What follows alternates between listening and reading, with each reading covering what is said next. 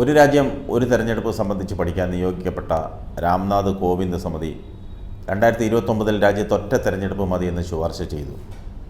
ഇതാദ്യമായിട്ടല്ല. 1952-ലും 1957-ലും രാജ്യത്ത് ലോക്സഭാ നിയമസഭാ തെരഞ്ഞെടുപ്പുകൾ ഒരുമിച്ച് നടത്തിയിട്ടുണ്ട്.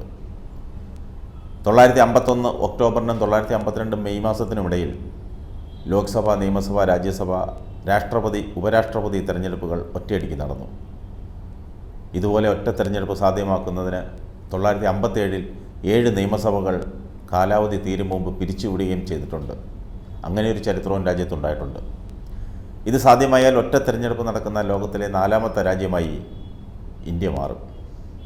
ബെൽജിയം, സ്വീഡൻ, ദക്ഷിണാഫ്രിക്ക എന്നീ രാജ്യങ്ങളിലാണ് ഒറ്റ തെരഞ്ഞെടുപ്പ് നിലവിലുള്ളത്.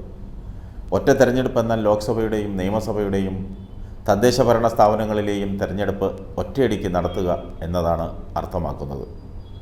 കോവിന്ദ് സമിതി ശുപാർശ ചെയ്തിരിക്കുന്നത് ലോക്സഭാ, നിയമസഭാ തെരഞ്ഞെടുപ്പുകൾ ഒരുമിച്ചും അതിനുശേഷം 100 ദിവസത്തിന് ശേഷം തദ്ദേശ തെരഞ്ഞെടുപ്പ് നടത്താൻ ഭരണഘടനാ ഭേദഗതി വേണമെന്നാണ്.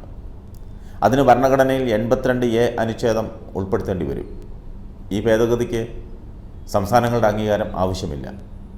അതിനാൽ തന്നെ കേന്ദ്രത്തിൽ ഭൂരിപക്ഷം ലഭിക്കുന്ന കക്ഷിക്ക് ഭരണഘടനാ ഭേദഗതിയിലൂടെ ഇത് നടപ്പാക്കാനാവും. റിപ്പോർട്ട് അതേപടി അംഗീകരിക്കുകയാണെങ്കിൽ കേരളമടക്കമുള്ള ചില സംസ്ഥാനങ്ങളിൽ അടുത്ത നിയമസഭാ തെരഞ്ഞെടുപ്പിന് ശേഷം എത്തുന്ന മന്ത്രിസഭയ്ക്ക് 3 വർഷമേ കാലാവധി ഉണ്ടാകൂ.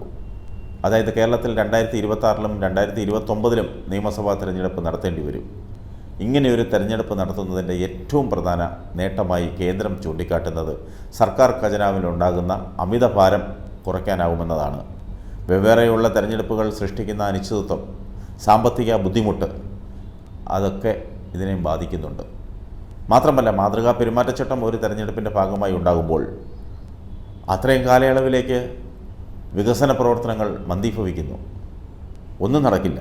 ഒറ്റ തെരഞ്ഞെടുപ്പിലൂടെ ഇത് ഒഴിവാക്കാനാകും. ഏറ്റവും വലിയ നേട്ടം ഇലക്ഷൻ കാലത്തെക്കുറിച്ച് വോട്ടർമാർക്ക് കൃത്യമായ ധാരണയുണ്ടാകുമെന്നതാണ്.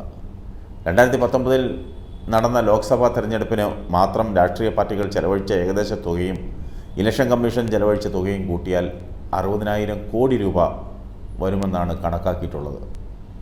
ഒറ്റ തെരഞ്ഞെടുപ്പിനെതിരായ പ്രധാന വാദമുഖം ലോക്സഭാ തെരഞ്ഞെടുപ്പിൻ്റെ വിഷയങ്ങളല്ല, പലപ്പോഴും നിയമസഭാ തെരഞ്ഞെടുപ്പിലെ പ്രധാന വിഷയങ്ങൾ എന്നതാണ്. പ്രാദേശിക വിഷയങ്ങൾക്കാണ് നിയമസഭാ തെരഞ്ഞെടുപ്പുകളിൽ പ്രാമുഖ്യം നൽകുന്നത്. ലോക്സഭാ തെരഞ്ഞെടുപ്പിലാകട്ടെ ദേശീയ വിഷയങ്ങൾക്കാണ് കൂടുതൽ പരിഗണന. ഒറ്റ തെരഞ്ഞെടുപ്പ് നടത്തിയാൽ പ്രാദേശിക വിഷയങ്ങൾക്ക് വേണ്ടത്ര ശ്രദ്ധ ലഭിക്കില്ലെന്നാണ് ഇതിനെ എതിർക്കുന്നവർ വാദിക്കുന്നത്. കോവിന്ദ് സമിതി മുമ്പാകെ ഒറ്റ തെരഞ്ഞെടുപ്പ് സംബന്ധിച്ച് 21,558 പ്രതികരണങ്ങൾ ലഭിച്ചതിൽ 80% ഒറ്റ തെരഞ്ഞെടുപ്പിനെ അനുകൂലിക്കുന്നതായിരുന്നു. 47 രാഷ്ട്രീയ പാർട്ടികളിൽ 32 പാർട്ടികളും അനുകൂലിച്ചു. 15 പാർട്ടികൾ മാത്രമാണ് എതിർത്തത്.